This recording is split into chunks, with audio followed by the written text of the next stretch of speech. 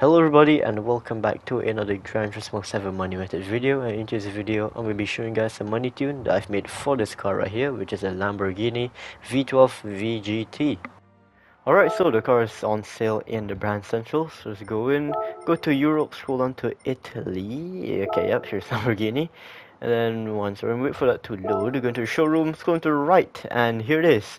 The Lamborghini V12 Vision Gran Turismo. It does cost a total of 1 million credits, just like every other Vision Gran Turismo car as per usual. And here is the color selection, by the way. The color selection for this car is amazing. Probably some of the best I've seen in the game. Like, look at these like color combinations, man. They look really cool. Man.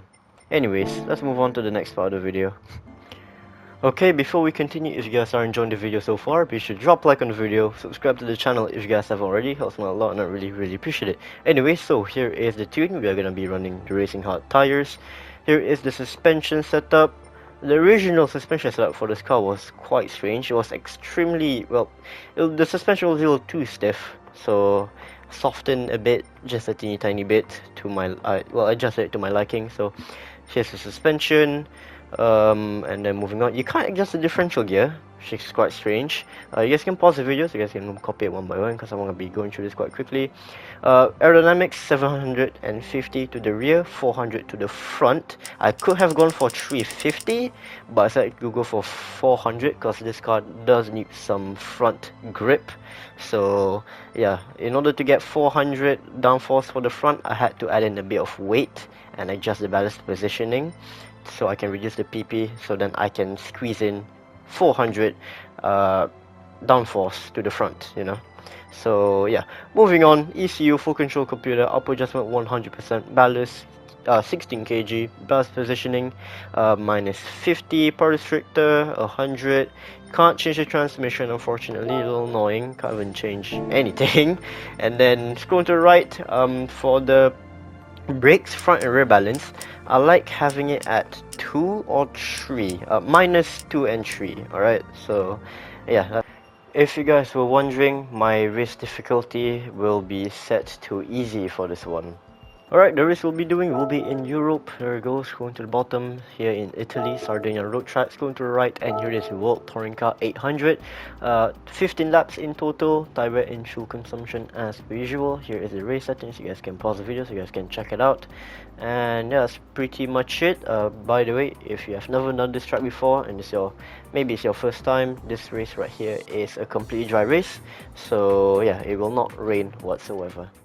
Okay, time for me to tell you guys the strategy that I've gone for this race right here. So, at the start of the race, you're gonna set your fuel map all the way to 6, and just keep it at that for the whole entire race, because this car right here, the big old V12 that this thing has, likes to drink fuel, well, a lot. So yeah, we're gonna be keeping the fuel map at 6 for the whole entire race. Also, this is gonna be a 2-stop strategy, so we have to pit stop 2 times. It's not possible to pull off a 1-stop strategy.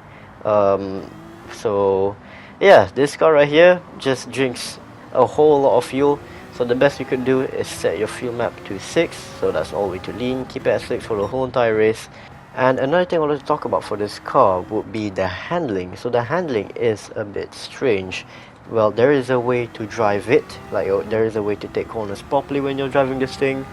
But this car right here, when you're like throttling, if you throttle too much while taking a corner, it will understeer a lot. So when you're taking, just a little tip for you, when you're taking a corner for this car, decrease the amount of throttle you're applying. Decrease it by like, I don't know, just don't throttle too much. Maybe like throttle just by 50% only, or less. Or if you just wanna keep it simple, when you're taking a corner, just completely let off throttle, do not gas it, and just coast around the corner. And right after taking a corner and you're at a nice little straight, then you guys can floor it, go down the straight very quickly, because this car right here, it can go really fast, although it's on fuel at 6. So yeah, the way you drive this car is kind of like a point and shoot style, if you guys know what I mean. Also, another thing I want to talk about for this car right here, I think this is the last thing I want to talk about. This car, under braking, under hard braking, while cornering, the back likes to kick out a bit, it likes to slide a little.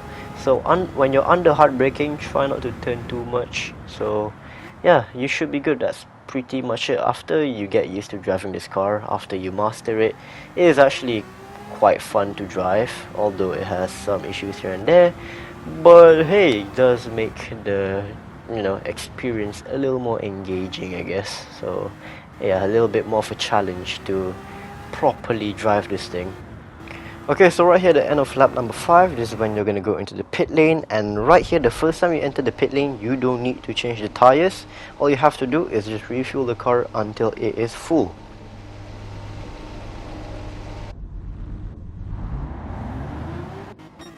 And after exiting the pit lane, make sure your fuel lamp is still set on 6, so that's all the way to lean.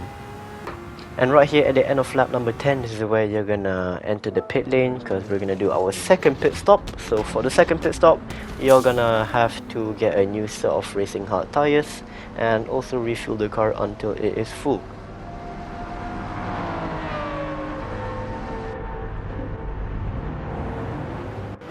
And after exiting the pit lane, just take a look at your fuel map again and make sure that it's still set on 6, and yeah, just keep it at 6 until the end of the race. Also, right here I do set my fastest lap, which is a 1:35.684, so not bad. I did do a bunch of small mistakes here and there. I could have gotten a better lap time, but to be fair, when I was getting this footage right here, I was a bit sleepy when I was driving, so yeah, I wasn't really at peak performance.